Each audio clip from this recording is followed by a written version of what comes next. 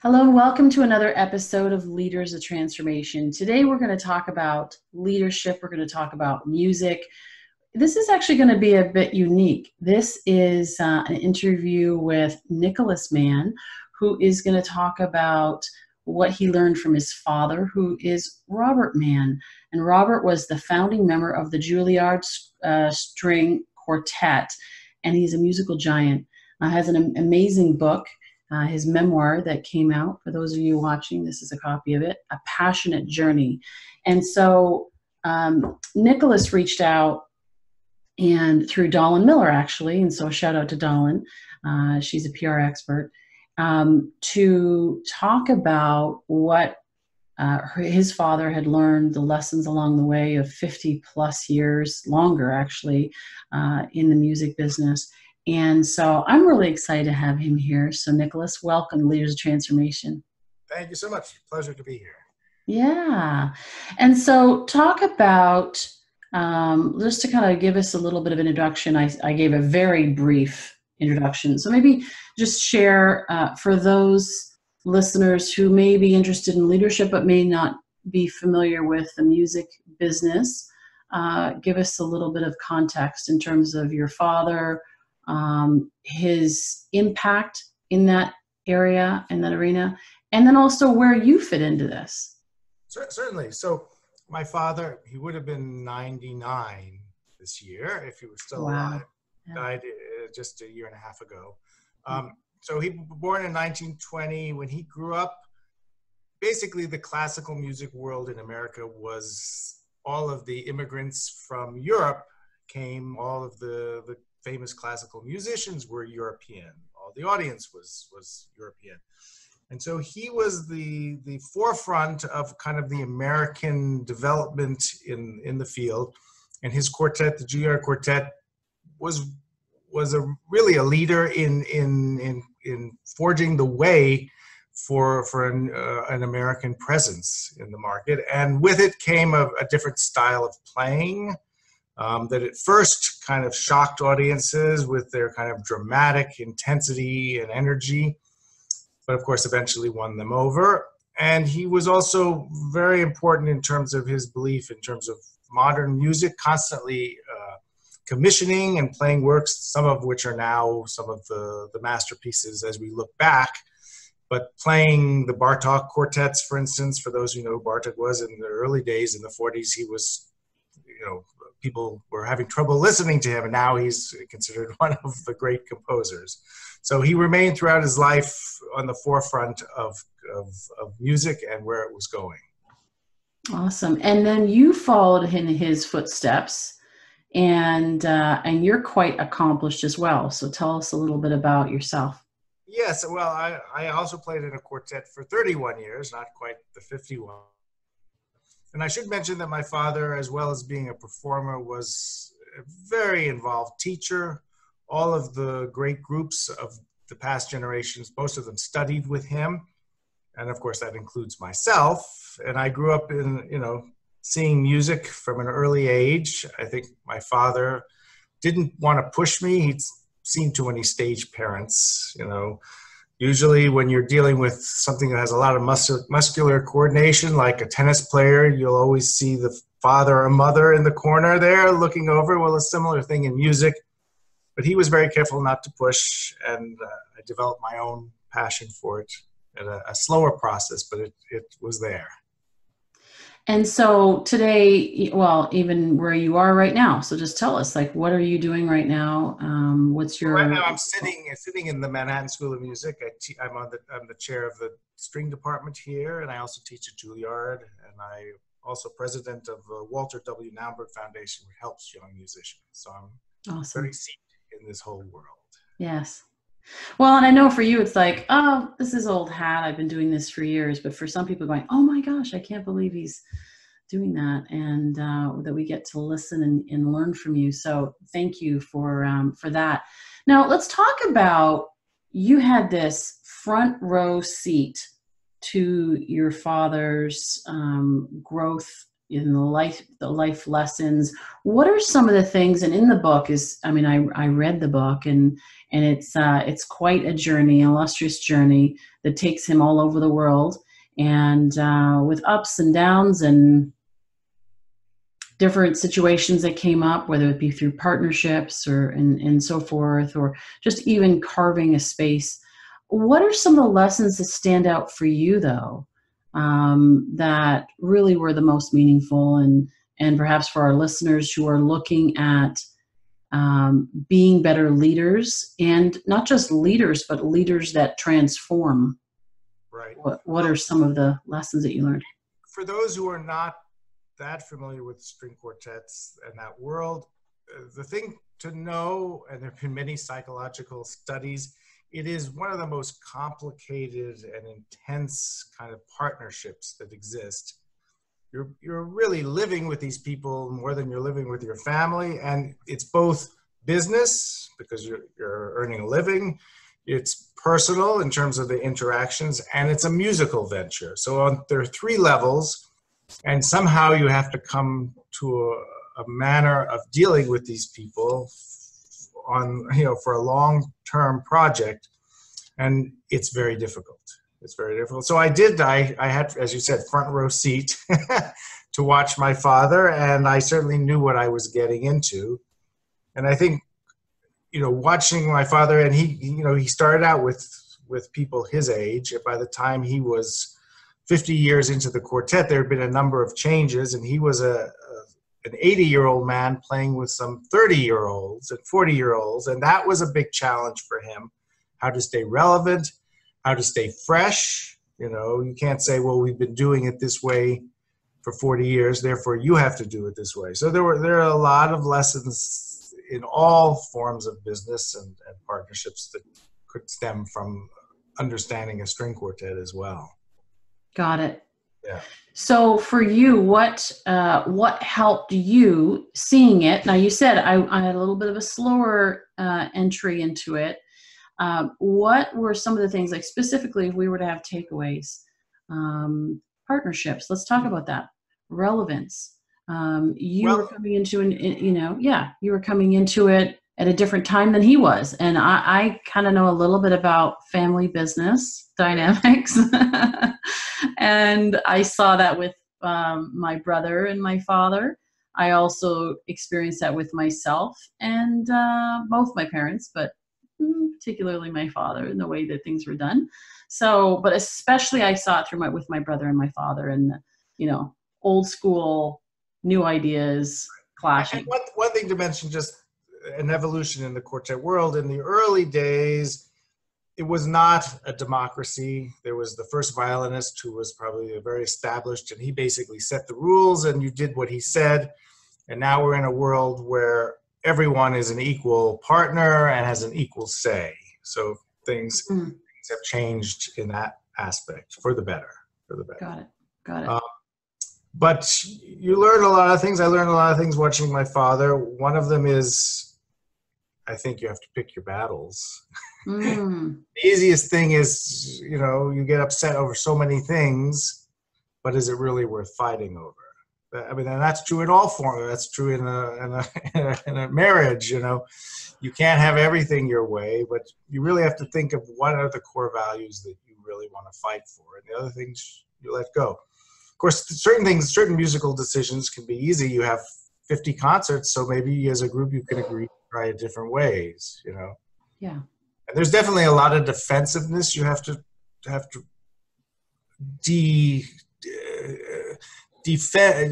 take out of your system. I'm not sure what the right word would be, but someone makes a suggestion and you have a different idea. Everyone is always defensive. It's like, no, I like this better. So one of the things, like rules in a successful quartet, is that you must listen to the ideas and then you must try to make them work. The easiest thing to do is to say, we'll try it, and then you do your best to defeat it. You play poorly, or Yes. Be surprised how often you can come to change your mind if you're really open to a new idea. Yes, open-mindedness. And I would imagine that music is very personal, and especially if you're the one creating it. Right. And so it's somebody says something to you and says, "Oh, I don't like it this way." It's hard not to take that personally as an I don't like you and the way that Exactly. you're playing this. Yeah. And so to be open enough to another way, and your father did that in different times where people had different approaches to it than And look, his. if Yeah. anyone in any organization or quartet tells you everything is peachy, cream all the time, they're lying. There are going to be ups and downs. I think most importantly, you can have a lot of fights or disagreements, but at least in a quartet, you have to have the respect of the other person. Mm, That's the basis for everything. You can yeah. disagree, but if you don't respect them, I think it's all downhill from there. Yeah. Well, And and a you lot have of, you yeah. have to be like an actor also. You're going to be playing a lot of times in ways that is not your choice, and you're convincing the audience that is exactly what you want to do. Right. This is the way I love it, even if inside you really don't. You don't want the audience to think, this is not my idea. To hell with it. You're going to do your best to convince them. And isn't this true in any, like you said, different, partnership is partnership. And in this case, even in business or people, I work with, I'm a business coach. I work with a lot of entrepreneurs. There are these startup teams, everybody's coming with their own ideas, their own creations, maybe even. And sometimes, they've got to forego their own ideas for somebody else's idea, which may be the decided choice collectively, but maybe it's not exactly what they particularly want. And so I hear openness, I hear respect, I hear humility in that as well. There's a certain amount of humility that is needed, which I think is probably difficult in the music world. Well, you're somewhat humbled because if you're playing Beethoven or Mozart, these are the geniuses. You're the little Yes. peon trying to understand this great, like an actor doing Shakespeare. You don't say that you're on the same level as Hamlet, but you're spending your life searching and discovering, and what a joy it is to do that. Now, actually, let's talk about that because you're a musician as well, even just from your own perspective.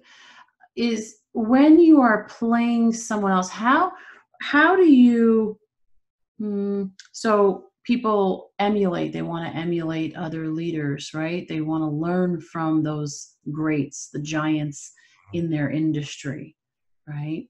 The masters, the Shakespeares, the Beethovens and so forth, the Mozarts, and yet they don't want to lose themselves either. So how do you do that? How do you play, or maybe what do you learn from actually getting outside yourself and playing someone else's music? That, yeah, as a performer, we're really recreators. So we have yes, the music of Beethoven, and he's given us a chart, but there's a lot of question marks. If he writes something allegro, which kind of means fast, but how fast, or right, what are the markings are very non-specific about certain things. You can't mark every little thing you want. So there is so much room for your own personal, emotional perspective of the music. mm-hmm. But at the same time, it never wants to be Nicholas Mann playing Beethoven. It's Beethoven played by Nicholas Mann. And there's room for hundreds of individual and valid versions of it. That's what makes great music. How many ways can you do the soliloquy of to be or not to be?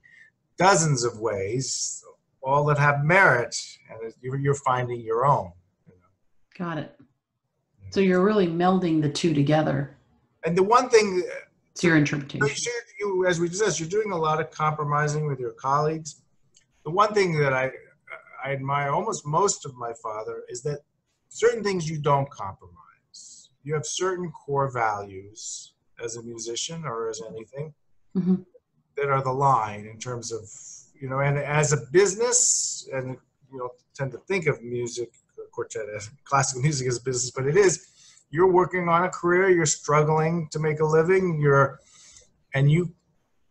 it's easy to try and take routes that do compromise certain qualities in your beliefs. Mm. And I can tell you one very funny story that kind of highlights this, and that was that my father's quartet, they were asked to play on, I don't know if you remember, the Smothers Brothers. Do you know that name? Yep. For those who are young and didn't grow up, that they were the big comedy kind of hour on, I don't know, like a Sunday night. It was huge. And one of them was a bass player and one of them was a guitarist, Tommy and Dick, I think. And they invited the Juilliard Quartet to play. It was unheard of to have classical music on this fun show. You know, they did country music and jazz and other.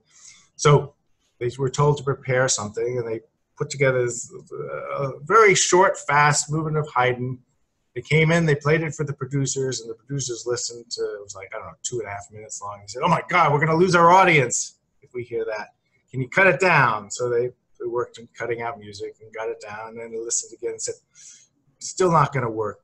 How about if we add lights and cameras at certain crazy angles?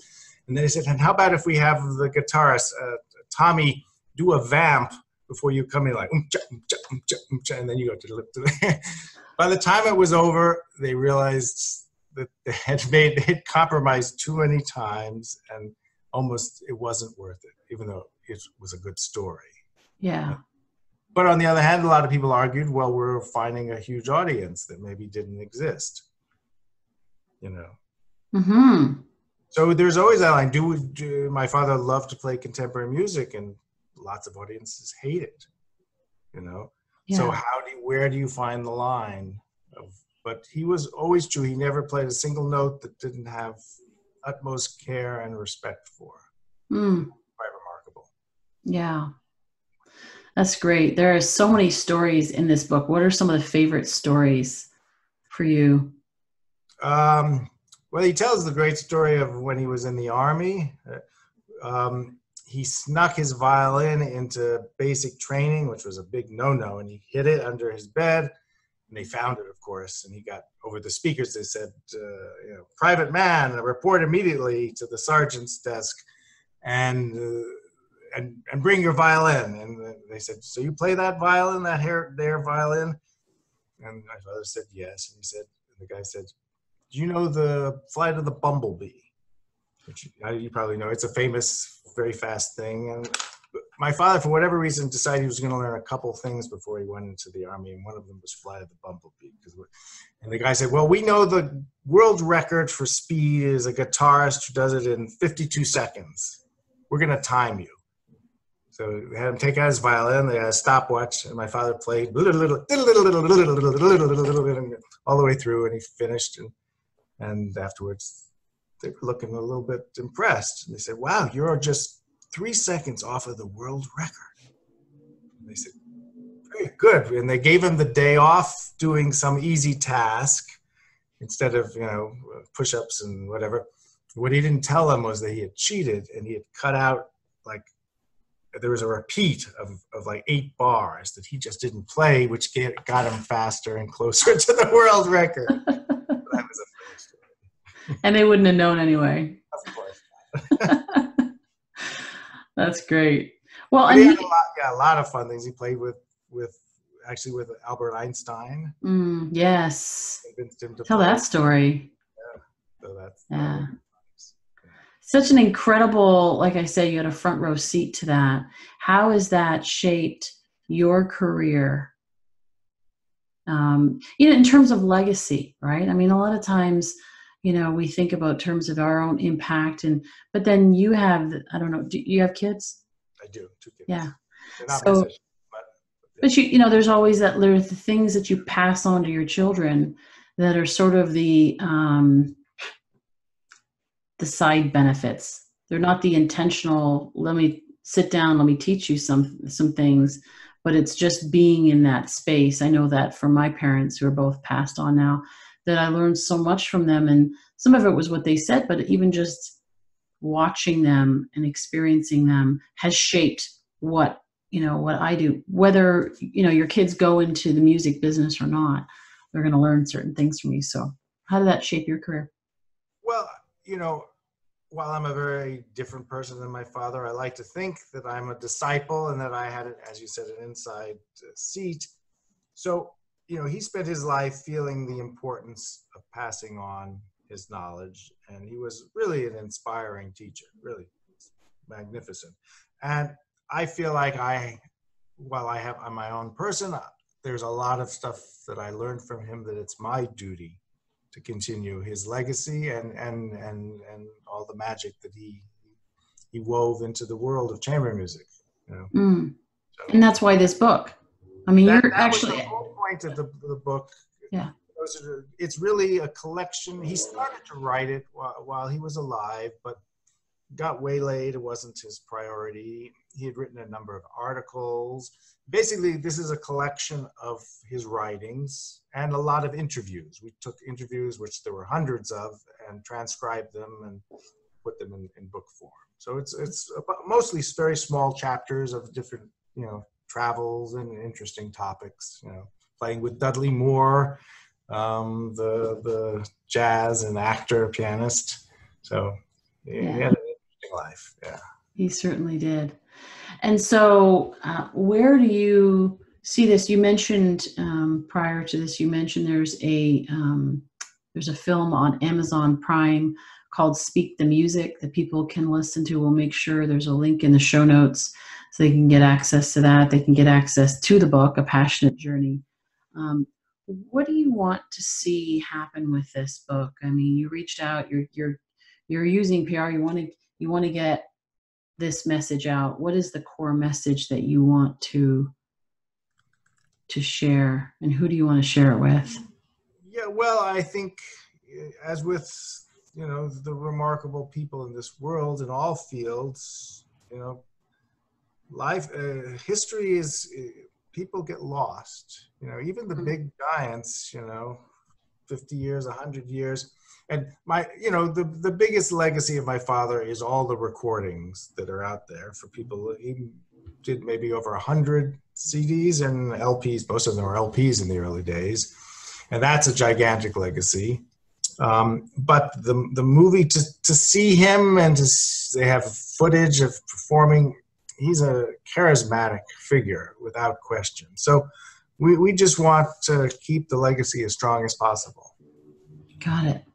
Beautiful. What were some of the biggest, we talked a little bit about them, but even just I love our listeners to learn some of the leadership lessons, also through some of the biggest trials. So what was maybe one of the biggest challenges that he faced in his career and his life?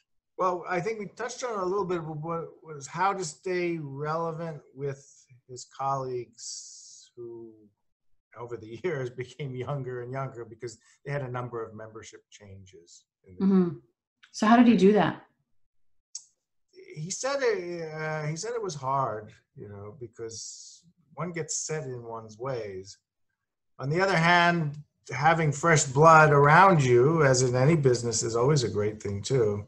It's a little bit like the stock of a soup. You can keep adding new things, but somehow the stock still has that germ of where it came from that will always be there. So he learned to embrace it eventually. All the change became something for him to grow. And stay, here he was playing in the quartet into his 80s. To stay open at that age is very difficult. Yeah. We all get set in our ways. Well, and it's interesting because when you think of business and you think of the older generation, baby boomers and beyond, who have built these companies or led these companies, and then you have the millennials coming in with a whole different set of values and priorities and questions and approaches to things, and they just see the world completely different. And so, yeah, how do you, and that's a big question right now in leadership, is how do you bridge that gap, right? Or in some cases, somebody might say, do you, right? Or do we just go with one or the other? But the idea of how you do that, I think is a really important question. So there's a lot of lessons that you probably just even as you're sharing, there's a lot of nuggets in this and saying, okay, how do you do that? You have to stay open, and just even recognizing the value in it. What does when we think about music itself, you teach music as well, right? Yes. So what are some of the lessons that you teach your students? They come in and maybe life lessons that music can teach us. I had a guest on a number of months ago, Roger Nierenberg. Oh, I know Roger very well. Yeah, he was amazing. And he talks about the music paradigm, right? Yes, I've actually played under him. Yeah. Really? Yeah. Yeah. So I was fascinated by it and this approach that he has. So for those of you listening, you can go back and that's on the leadersoftrandsformation.com website. Just type in Roger and it will be one of the ones that comes up. We haven't had that many Rogers, I don't think. One that I remember, which is Roger Nierenberg. But, he talks about this discovery that he made. And he said, my goodness, for leadership, in companies, for them to see what it is that's working and not working. And sometimes it's hard to explain it and describe it, but I can have them come and play. And so what he does is, of course, he goes in, finds out what the problems are in these organizations, and then he actually simulates them through his symphony orchestra. So they get to hear instantaneously, hear the difference. So he uses one example, which I loved, which is, okay, each of the section leaders play to the best of your ability. Everybody else play to the minimum level, right? And then he asks the audience, how does it sound? And they say, well, it sounds okay.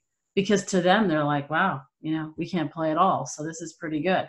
And then he says, okay, now everyone play to the best of your ability, and they can hear the difference between good and great. You can read a book, Good to Great. Jim Collins is an excellent book.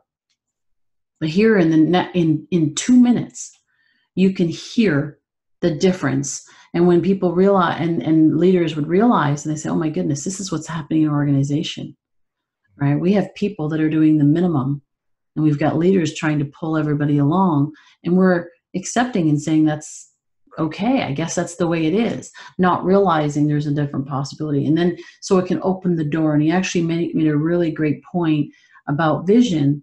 What he discovered is a lot of leaders are looking to create something that they actually can't visualize because they've never seen it, right? So wonderful lessons that came out of that. And so when I think of you teaching music to students and they come in and they're all, excited and they're going to make a difference and, play this wonderful music and do what they love, what do you teach them about leadership, about teamwork, that could help some of our listeners? Well, the first thing, there are so many different levels, obviously, to the relationship between you as teacher, but you have to treat them each individually. That cliche that you're learning more from the student than they're learning from you. There's a little bit of the process of basically trying to find them inside there, because it's unformed and they may not know what exists, and trying to bring out the best qualities in them, and then giving them, obviously you have to give them parameters for understanding your values of Beethoven or Mozart and understanding those languages. That's kind of direct information you can give them. But since, again, this is the arts and it's very subjective and you have so many different kinds of performances, ultimately you want them to be successful in their performance. It won't be yours. And that's the old school teaching where you just say, this is how it goes, imitate me. And it's, imitation is a great way to learn, but ultimately then you've got to imitate 1 million people and see, oh, these are all the possibilities. Yeah. So you're looking to find what makes them tick, or at least help them understand it. And sometimes it's easy, but and teaching obviously it's great to have a talented student, but mostly you want someone open to learning. What do you see? Sorry. Yeah. No, I was going to say, what do you see as the evolution of music? I mean, we talk about transformation a lot in this show, how things are transforming. And, you know, this is the way it's always been done I mean, there's only so many notes, right? I mean, Right. Ultimately somebody, and I can't remember if it was in your father's book or where, but somebody basically said, there's this many notes and all music is just a different arrangement and all these different factors to the same notes. Yeah. So in that case, then where's the trend? Where does it evolve to? Well, it's a little bit confusing now. I mean, in the sense that if you lived in the time of Haydn and Mozart, there was basically one style, you know, in the classical world, and everyone was familiar with it and you understood it. Now, because of cultural connections, even in classical music, I'm not even going outside it, there's so many different branches of styles that it's, as a performance, difficult because to learn what all of it means is hard. You know, I'm not just learning, you know, Mozart style. I'm learning the style of Impressionism. I'm learning Romanticism. I'm learning, you know, 12-tone music. So many different qualities, you know. That's confusing, but it's also freeing in the sense that it's like a great buffet. You can pick lots of things you like and leave other stuff off your plate. Yeah. And you stretch your clients do you have them try and play different things that they may not be comfortable, just to kind of stretch their muscles? For sure. Yeah. Yes, that's important for all of us. And Yes. my father stayed relevant. Usually it's like, you know, physicists do their best work when they're 20 because their minds are kind of more malleable. And the minute you get set in your ways, it's harder to go, you know, to unexplored areas. Same thing even in modern music. Usually the people who champion Bartók and Debussy, then when they got to the modern times, they didn't understand the music 30 years later. My father pretty much stayed relevant until he stopped playing in terms of all styles of music. Mm-hmm. So constantly exercising those muscles, constantly listening for and looking for other ways to do things is what I hear, because there's innovation. It's constantly innovating all the time. Sometimes you're playing music you don't like even, but you're keeping an open mind, and that can change too, you know. Yeah, like you were saying earlier, it's like acting and saying, I really don't like this, but I need to play it like I do like it. Well, that in itself becomes a muscle. But then there's this fine line, which I was alluding to earlier. It's like this fine line between playing somebody else's music and trying to be somebody else and losing yourself in the process. So it's, you know, there's this balance. How often do we see that in the world nowadays, where people are actually trying to emulate somebody else and in the process get into their 40s and 50s and go, who am I? Like, what do I want to do? You know, dad told me to, mom, whatever, told me that this is the way to go and this is the way things are. And now they're not here and now, and I'm not talking about your experience, but I'm saying is I hear that a lot, where people will get to a point in their life where they say, how did I get here? Right. Well, really what I want to do. It's not so much about trying to imitate Beethoven, because, as I said, he's you're not going to be able to. But what happens is you hear a performance. There was a great violinist, Heifetz, who had this particular style of playing, and so many people tried to imitate it and could even do a pretty good job, but it just wasn't the real thing. Yeah. You know? And in that sense, it didn't ring true and didn't work. In that sense, you do have to find your own style, your own, you know. There's the difference between the mechanical, right, and the inspired. Talk about that for a second. What's the difference, and how do you help your students to avoid that mechanical? I played a little music, like right. a little. Right? Yeah, I played viola and the oboe and weird instruments, whatever. But I remember one of my teachers back in, I think it was middle school, and she said, if you can't sing it, you can't play it. It doesn't mean you have to be a good singer, but her idea is that if you don't know what it's supposed to sound like, if you can't imagine it, is not, you know, you can play the notes, you can look at a piece of paper and you can play the notes, but it's not going to sound right because it's all mechanical, right? And you don't actually know, you don't have the vision for what you're actually looking to create. Well, the problem is, I mean, you're not feeling into it. There's the mechanics of playing an instrument. Yes, being able to play. Which are so complicated, and you spend hundreds of hours, as you know from your studies, playing scales and learning to play in tune. It's very hard, but those are only the tools eventually to get you to the step of being an artist. Yes. But you need them. If you could, it doesn't do any good to have a great sense of music, but none of the tools to do it. You know, yes. A painter studies drawing and draftsmanship and this in order to be free, even if they're going to do crazy, you know, yes. touches on the page, they probably still have great ability for design. Yes. So they use those tools and then go beyond those. It's like you're transcending those tools to create. It's interesting. They talk, and I say they. I've heard many different psychologists talk about and leaders in teaching, you know, parenting. And so, for example, they'll talk about kids need discipline, right? They need to know the boundaries, the framework. And this is even, again, coming back to leadership. Building organizations is like people need to know the boundary lines, the framework, and there's tremendous freedom in that.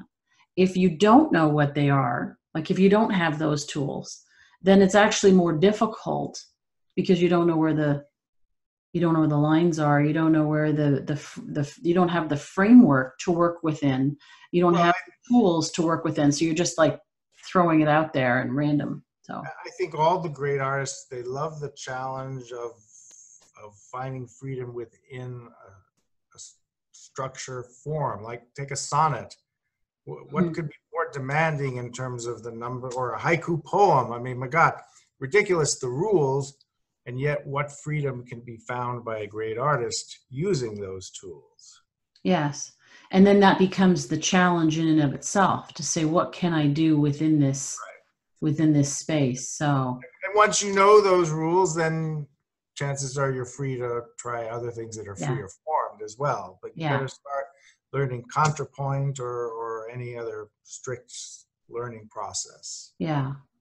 So this is balance, right? Yeah. What I'm hearing is this balance of knowing the mechanics, having the tools, doing what works.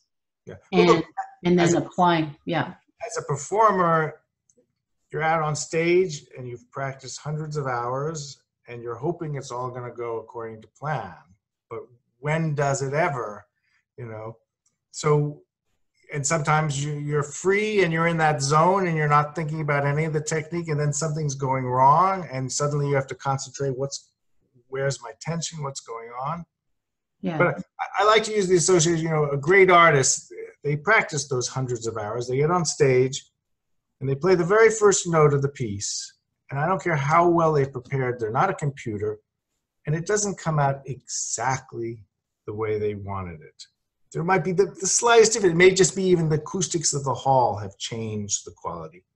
So the mediocre artist just goes on to the second note as they practiced it, and then the third, fourth. The great artist hears that first note and says, and it might slightly affect how the next note goes. And we're talking about very small nuances, but that's why you go to a great performer, I don't care what field, in jazz or pop, and it's a unique living organism that's never to be repeated. And that's the brilliance of it when it's working. It's not always working that way, but yeah. Well, I think that's where masters, they have the ability to adapt. Right. I mean, all businesses, even things that don't even relate to music, you have the vision and then you have the realities, and how do you constantly adjust? Yeah. Yeah, because life doesn't always go the way you planned. Yeah, most of the time it doesn't. But it can be a positive. You know, sometimes those mistakes are good, are interesting venture points to explore. If you're open to them. Yeah. If you're strict, you say, oh, this is the way I have it planned. Chances are it's not going to be very interesting eventually. Yeah. Fascinating. Oh my goodness. Well, I encourage our listeners to go get a copy of the book. It's, again, if you're watching on the video, it's A Passionate Journey. We'll make sure the links are in the show notes. Certainly this book is available. Even if you Google it, you'll be able to find it. Robert Mann's Memoir. And there's so many nuggets in here. Nicholas, thank you so much for sharing a little bit about this journey that you've been on. It's not just been a passionate journey for your father. It's now a passionate journey that you're on. You're continuing this legacy. And so thank you for coming and sharing a little bit about that. Yeah, it's been fun. And, you know, I'm a big believer in leaders take action. That's where transformation happens. You know, so I would encourage you, get a copy of this book. Go on Amazon Prime and you know, watch Speak the Music. And I have a funny noise. I don't know what that is, but hopefully that's just on my end. It sounds like somebody's, yeah, it sounds like somebody's going, I'm like, that's weird. Okay. So, but yeah, go on Amazon Prime and, you know, and watch that movie, Speak the Music, get a copy of the book and study. You know what? If you want to be a great leader, you got to study great leaders. If you want to be an innovator, you got to study great innovators in all sectors, not just your own industry, business, you know, CEOs, but when you go outside that to industries like music, which you may not have ever gone and explored, you discover so much richness that you can then bring back into your industry. You know, in fact, Fred Smith from FedEx, you know, he looked outside his industry. Well, actually, before he created the industry, you know, he looked outside and he brought some of the principles from other businesses into the industry and became a leader in that industry. So likewise, you can do the same thing. We're talking about transformation. Transformation is about creating something entirely new. And so I encourage you to stretch your mind about what is out there, what's possible, and what it can mean for you as you continue to be a leader of transformation. So we look forward to hearing your stories. You can go on leadersoftransformation.com, leave us a note through the contact page. You can find us on social media, and we'd love to hear your stories. And if you like this interview, please leave us a rating and review on your favorite platform. I always say Apple Podcasts, but you know what? There are so many different platforms, and some people say, I don't listen on Apple Podcasts. Well, fine, whatever the platform is, we'd love to have your rating and review and your feedback. We really appreciate it. So again, thank you for being here today. Nicholas, thank you for being here. And we look forward to seeing you all in the next episode of Leaders of Transformation real soon.